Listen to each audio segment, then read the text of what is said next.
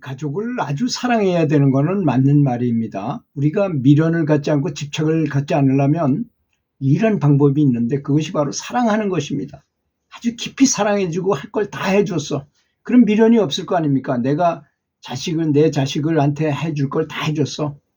저는 저 친구가 잘 살 수 있게 해줬고, 자기 혼자 자립심을 갖게 해줬고, 떳떳하게 인생을 살 수 있게 해줬어.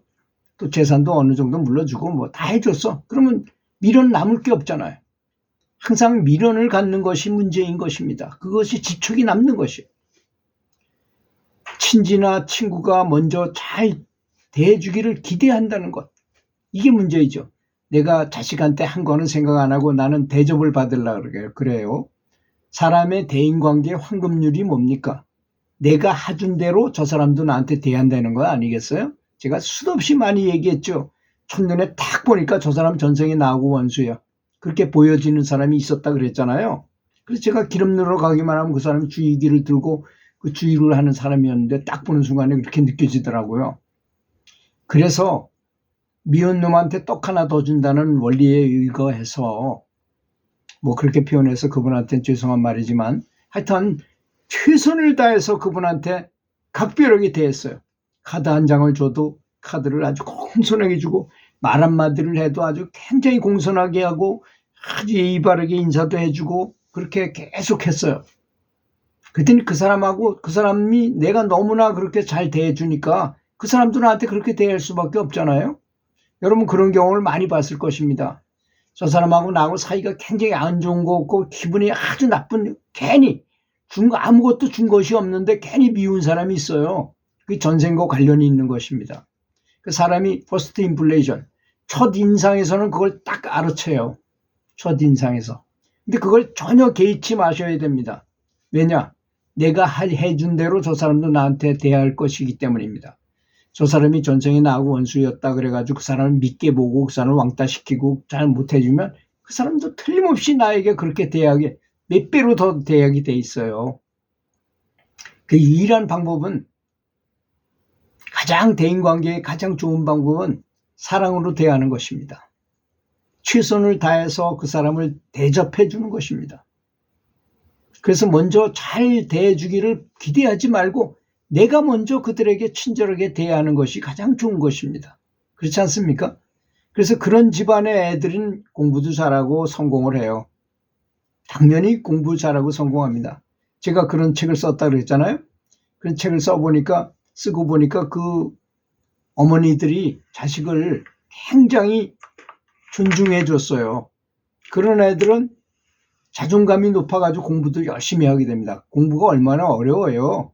근데 공부를 해야 되는 것이 좋다는 거를 많이 들었기 때문에 시키지 않아도 공부해요.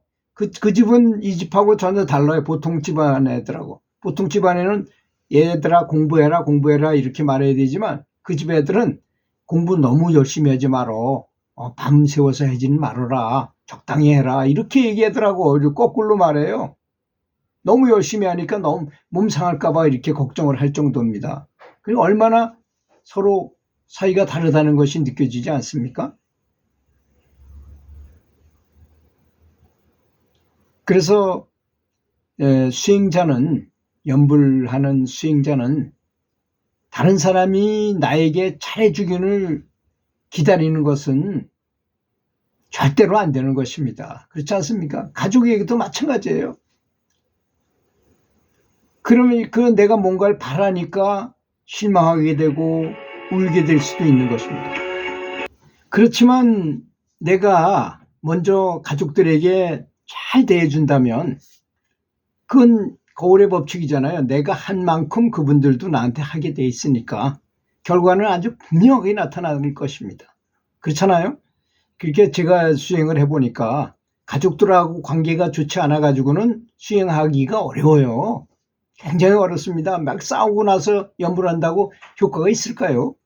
효과를 기대하기가 어렵습니다. 왜냐하면 사람이 화가 나게 되면 시커먼 연기가 머릿속에 가득 차요.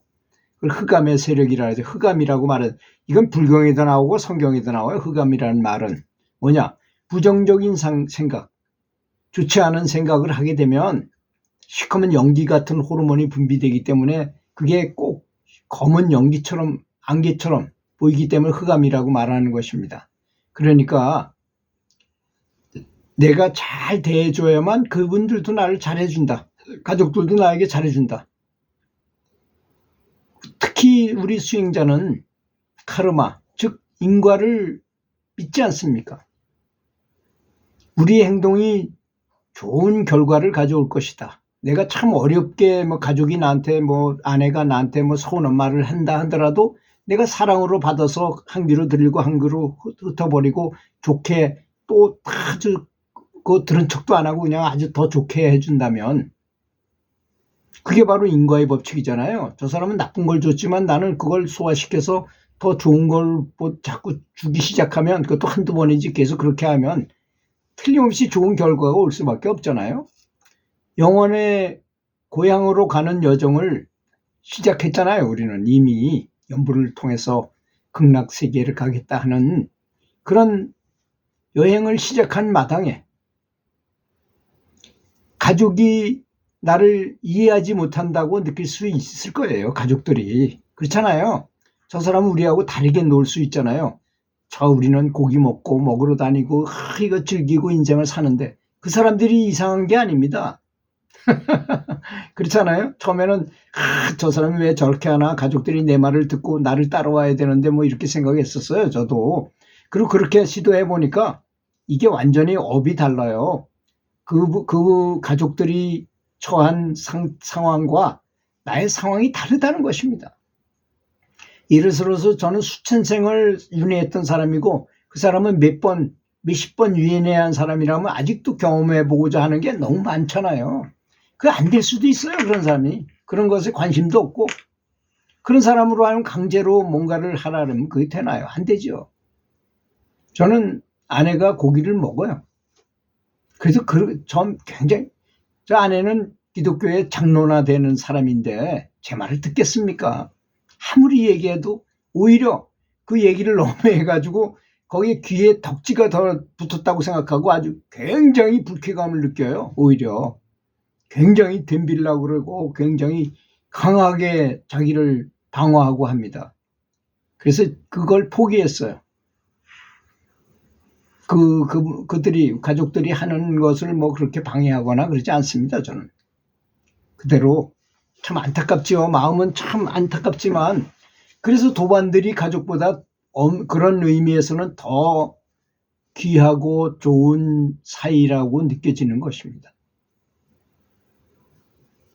그렇지만 나는 그들을 완벽하게 이해해요. 내가 스스로 좀 진보된 사람이라고 한다면 더 많은 지혜를 가지고 있다고 생각한다면 가족을 내가 이해해야지 그들이 나를 이해하게 할 수는 없다고 생각합니다. 그래서 잘 받아들이는 아량이 있는 사람이 되어야 한다고 생각합니다. 가족들이 각자 자신의 방식대로 삶을 살고 일을 하고 즐거움을 누리는 것을 존중해야 하는 것입니다. 모두가 채식을 하고 연불수행을 해야 하는 것은 아닙니다. 가족들이 원하는 것을 할 수 있도록 그들을 그대로 놓아두는 것입니다. 강제로 할 수 없다는 걸 전 뼈저리게 느꼈어요. 또 그럴 필요도 없더라고요. 나중에 보니까.